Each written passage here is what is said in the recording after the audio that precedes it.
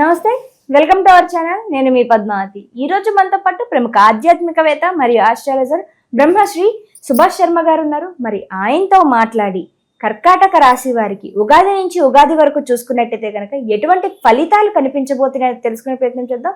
మరి మీరు కూడా వీడియోని ఎక్కడా కూడా స్కిప్ చేయకుండా పూర్తిగా చూసేయండి. నమస్కారం గురువు గారు. శ్రీమాత్రే నమః. గురువు గారు, ఉగాది శుభాకాంక్షలు ముందుగా మీకు.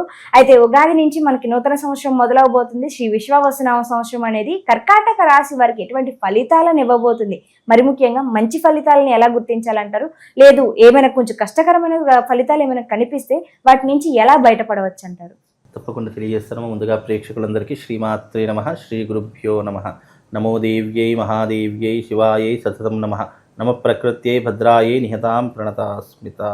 చూస్తున్నటువంటి వీక్షిస్తున్న ప్రేక్షకులందరికీ కూడా విశ్వవసునామ సంవత్సర ఉగాది నూతన సంవత్సర శుభాకాంక్షలు తెలియజేసుకుంటూ, ఈ సంవత్సరం గోచార ఫలితాలందరికీ కూడా సానుకూలంగా ఉండాలి, వాళ్లకు శుభం లాభం కలగాలని కోరుకుంటూ ఇక గోచార ఫలితాల్లోకి వెళ్ళిపోదాం. కర్కాటక రాశి. మరి కర్కాటక రాశి వారికి ఈ సంవత్సరం ఎలా ఉండబోతుందో తెలుసుకుంటే గనక, కర్కాటక రాశి వారికి 8 ఆదాయము, అలాగే 2 ఖర్చు, రాజపూజ్యము 7, అవమానం 3. ఈ రకంగా వాళ్ళ యొక్క వ్యవహారం అనేటటువంటిది ఉంటుంది. రాజపూజ్యము, రాజ అవమానము, ఆదాయము, వ్యయము ఈ రకంగా ఉన్నాయి. ఇక రాశి గోచార ఫలితాల్లోకి వెళితే గనక, కర్కాటక రాశి వారికి 12వ స్థానంలో శని 12వ స్థానంలో గురు సంచారము, అలాగే 9వ స్థానంలో శని సంచారము. ఈ రకమైనటువంటి వ్యవహారాదులు వాళ్ళకు జీవితంలో గోచార ఫలితాలు ఉన్నాయి. అందులో రాహు 9వ స్థానంలోనూ సంచరిస్తున్నాడు, కేతు 3వ స్థానంలో సంచరిస్తున్నాడు. మరి ఈ గ్రహ సంచారము వల్ల గోచార ఫలితాలు ఎలా ఉంటాయో ఇప్పుడు మనం తెలుసుకుందాం. ముఖ్యంగా ప్రతి సంవత్సరం మనం తెలుసుకునే గురుబలం గురించి తెలుసుకుంటాము. అందులోనూ గురువు ఈ సంవత్సరం 12వ రాశిలో ఉండడం కారణం చేత ఎలాంటి ఫలితాలు ఉంటాయి అనేటటువంటిది తెలుసుకుందాము. ముఖ్యంగా గురువు 12వ స్థానంలో ఉండడం కారణం చేత కర్కాటక రాశి వారికి ముఖ్యంగా స్థానచలనం జరిగేటటువంటి అవకాశం ఏర్పడుతుంది. ముఖ్యంగా కర్కాటక రాశి వారికి స్థానచలనము అంటే గురువు 12వ స్థానంలో సంచరించడం వల్ల స్థానచలనము, అలాగే పదవీహీనత, అలాగే వ్యర్థ ప్రయాణములు చేయుట, స్త్రీ చలనము వలన ఇబ్బందులు జరుగుట, అలాగే వీళ్ళకు ఖర్చులు అధికమవుట, ఈ రకమైనటువంటి ఇబ్బందులు జరిగేటటువంటి అవకాశం. 12వ స్థానం గురు సంచారము కాస్త ఇబ్బంది కలిగించేటటువంటి స్థానము కనుక ఈ స్థానంలో ఉండడం వల్ల మీకు ఒక దగ్గర నిలబడలేరు. అలాగే స్థానచలనం జరుగుతూ ఉంటుంది. ఒక ఊరు నుంచి ఇంకో ఊరికి మార్పు చెందడం కానివ్వండి, లేదా ఉన్న చోటు నుండి ఇంకో చోటుకి వెళ్ళిపోవడం కానివ్వండి, ఉద్యోగంలో మార్పులు చేర్పులు జరిగేటటువంటి అవకాశాలు, అలాగే ప్రభుత్వ రంగంలో ఉన్నటువంటి వారికి ట్రాన్స్ఫర్స్ జరిగేటటువంటి అవకాశము ఎక్కువగా ఈ సంవత్సరం కలిగేటటువంటి అవకాశం ఏర్పడుతూ ఉంటుంది. అలాగే పదవిహీనత, ముఖ్యంగా కర్కాటక రాశి వారు సినిమా రంగంలో ఉన్నటువంటి వారు కానివ్వండి, చలనచిత్ర రంగంలో ఉన్నటువంటి వారు కానివ్వండి, లేదా ముఖ్యంగా రాజకీయ రంగంలో ఉన్నటువంటి వారు కానివ్వండి, వాళ్ళు తప్పకుండా పదవిహీనత పొందేటటువంటి అవకాశము జరుగుతుంది. ఆ పదవిహీనతతో పాటు గౌరవ మర్యాదలు కోల్పోయేటటువంటి అవకాశము, ముఖ్యంగా మీకున్నటువంటి డబ్బుని కోల్పోయేటటువంటి అవకాశము, పేరు ప్రఖ్యాతలన్నీ కూడా కోల్పోయేటటువంటి అవకాశము ఈ యొక్క కర్కాటక రాశి వారికి ఏర్పడబోతుంది.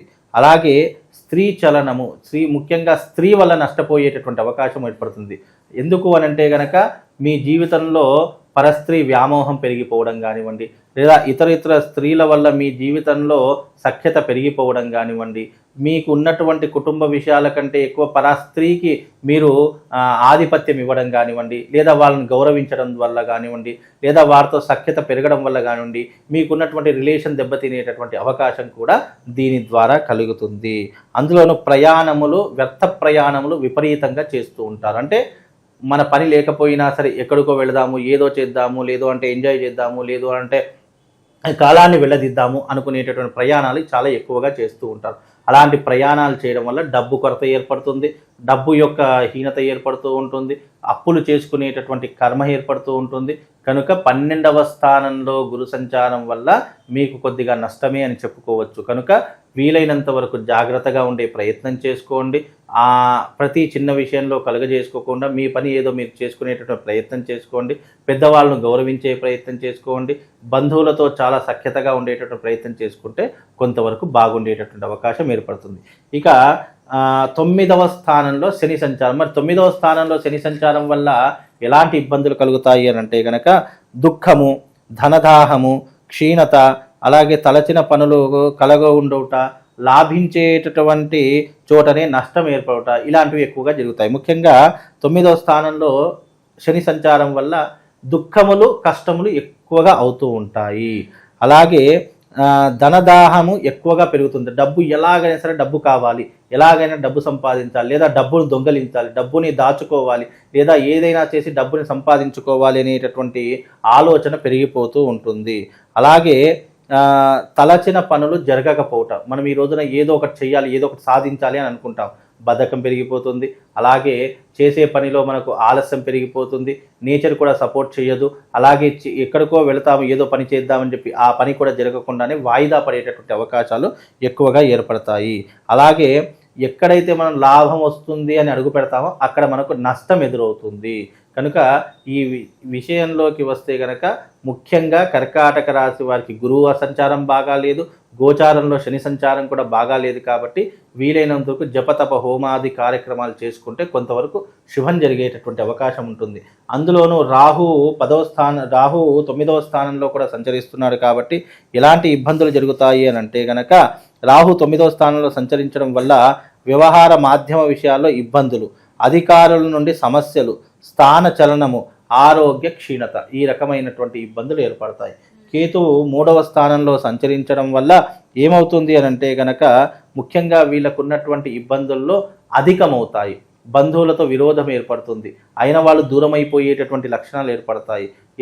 ఎట్టకేలకు ఈ సంవత్సరము విశ్వవసు నామ సంవత్సరంలో కర్కాటక రాశి వారికి కొద్దిగా ఇబ్బందులు ఉన్నాయి అని చెప్పుకో.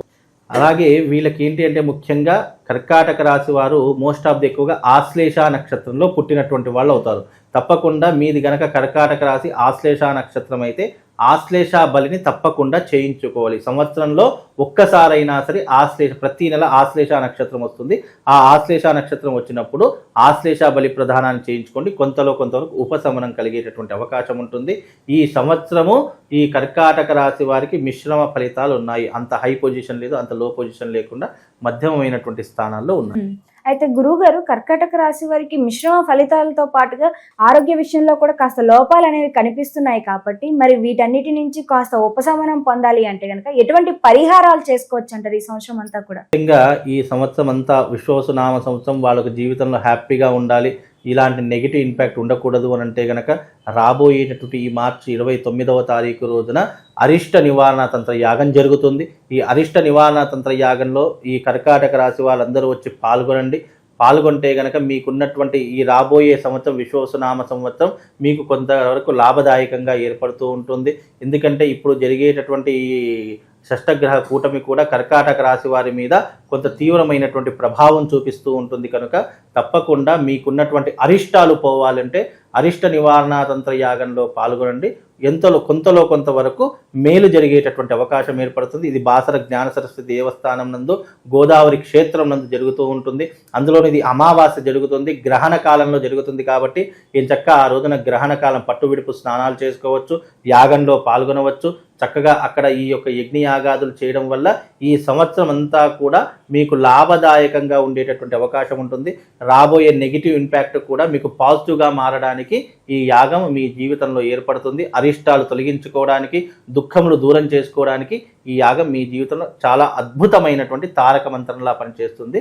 తప్పకుండా రండి, యాగంలో పాల్గొనండి. ఇక ప్రతి ఒక్క రాశి వాళ్ళు, ఈ రాశి వాళ్ళు ఎవరైతే ఉన్నారో తప్పకుండా ఈ సంవత్సరము షష్టగ్రహ కూటమి ప్రతి ఒక్క రాశుల మీద ప్రభావం చూపించేటటువంటి అవకాశం ఏర్పడుతుంది. కనుక ఈ సంవత్సరము గోదావరి క్షేత్రమునందు బాసర జ్ఞాన సరస్వతి దేవస్థానమునందు గంగా తీరమునందు అరిష్ట నివారణ తంత్రయాగం చేయిస్తున్నాము.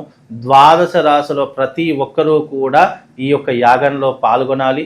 రాబోయేటటువంటి షష్టగ్రహ కూటమి కొన్ని గ్రహాలకు, అలాగే గ్రహాలలో జరిగేటటువంటి వింతలకు, అలాగే మార్పులకు, ప్లానెటరీ పొజిషన్లో జరిగేటటువంటి కొన్ని గ్రహ సంచారముల యొక్క మార్పు ప్రతి ఒక్క రాశి దాని మీద ప్రభావం చూపించేటటువంటి అవకాశం ఏర్పడుతుంది. కనుక ప్రతి ఒక్కరికి కూడా ఈ సంవత్సరం విశ్వసునామ సంవత్సరము ఆనందంగా ఉండాలనుకున్నా, అలాగే చేసే వృత్తి వ్యాపారాదుల్లో లాభం చేకూరాలనుకున్నా ఈ సంవత్సరం జరిగేటటువంటి ఈ యొక్క అరిష్ట నివారణ తంత్ర యాగంలో పాల్గొనండి. ఈ యాగము తేదీ 29వ తారీఖు రోజున ఉదయం 10 గంటలకు బాసర క్షేత్రం నందు, గోదావరి క్షేత్రం నందు ఈ యాగము సామూహికంగా నిర్వహిస్తున్నాము. అందరూ రండి, ఈ యాగంలో పాల్గొని ఈ విశ్వసునామ సంవత్సరంలో ఆనందంగా సుఖంగా ఉండేలా మీ జీవితాన్ని మలుచుకోండి. శ్రీమాత్రే నమః. శ్రీ గురుభ్యో నమః.